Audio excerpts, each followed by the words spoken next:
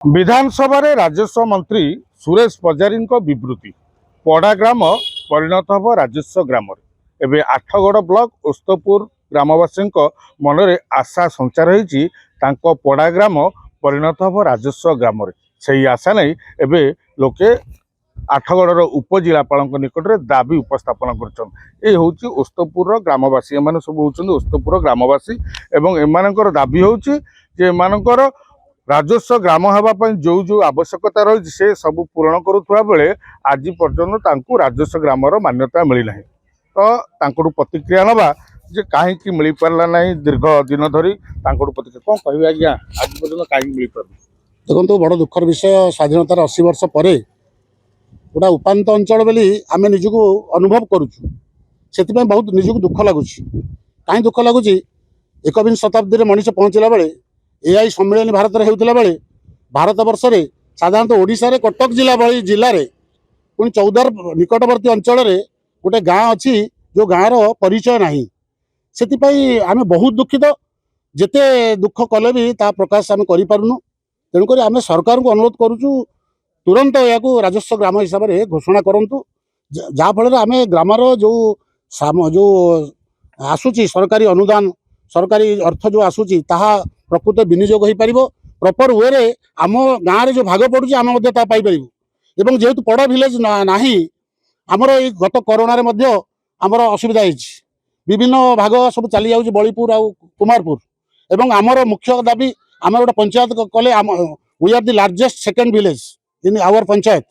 आम चाहूँ आम पंचायत भी हम रेवेन्यू विलेज ना आम पंचायत ना हो पार तेणुक सर्व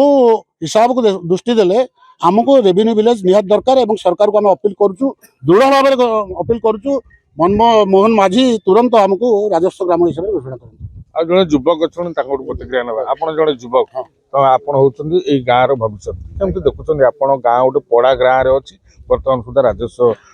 गाँव परिणत नमस्कार मु तपन तो आम गाँव जो राजस्व पड़ा हो पारना आम बहुत असुविधा सम्मुखीन हो सामान्य आधार कार्ड जब करेक्शन कराया जाऊँ प्रति असुविधा हो रेसिडेंट सर्टिफिकेट इनकम सर्टिफिकेट ये सब बहुत प्रकार असुविधा हो मोहम्मद सार को बहुत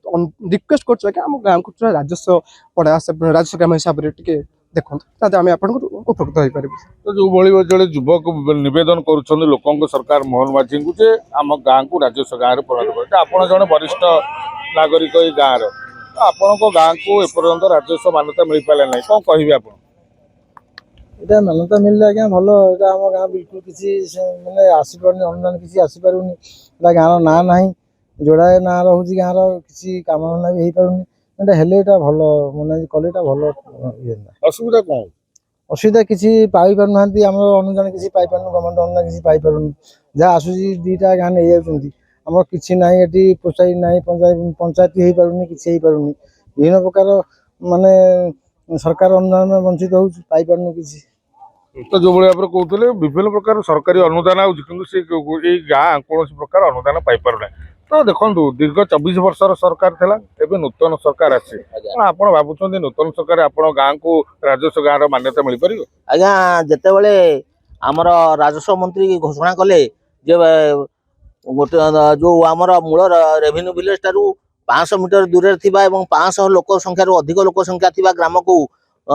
पड़ा ग्राम काटी दि जाए रेवेन्यू विलेज कर दिन आम मन आशा संसार आसाला जहाँद्वारा कि आम आम ग्राम टी राजस्व ग्राम भाव में परिणत करूँ से आम संगे संगे ए न्यूज देखला आम तहसिलदार पाखे गोटे प्राय 100 जन लोकर आम ग्रामवासी मान दस्तखत कर तहसिलदार को पाखे उपस्थापन करूँ किसी कौन कार्यकारी हवा आम जापारूनी तेणु बहुत दिन अपेक्षा करी पुणी जाकि आम उपजिलापाल पाखे यही आवेदन करूँ आशा करूँ आम जदि कौन प्रकार राजस्व ग्राम मान्यता पाइबू ताले आम बहुत उपकृत हबू एवं एथिपाई आम अर्गस न्यूज को धन्यवाद दौचु आशा करे अर्गस न्यूज आमको बहुत साहाय्य करी यही राजस्व ग्राम परिणत करिबारे आमको बहुत बहुत साहाय्य करन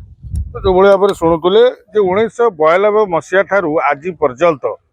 से माने जो पड़ा गाँव रही राजस्व ग्राम परिणत करने सर प्रशासन निकट में गुहारि कर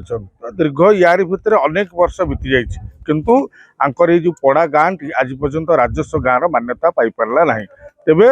विधानसभा जितेबले नूतन सरकार राजस्व मंत्री जी अच्छा सुरेश पूजारी अभिभाषण पर लोकों मन में आशा संचार होती गाँ पड़ा गाँव राजस्व गाँव में परिणत हम तेज देखा रहा नूतन सरकार ये ग्रामवासी दाबी पूरण करते दूर सफल होती। आठगढ़ संतोष बारिक, अर्गस न्यूज। जदि आपंक आम भिडी भल लगा तेब आम चैनल को लाइक शेयर और सब्सक्राइब करने को जमा भी भूलु नहीं।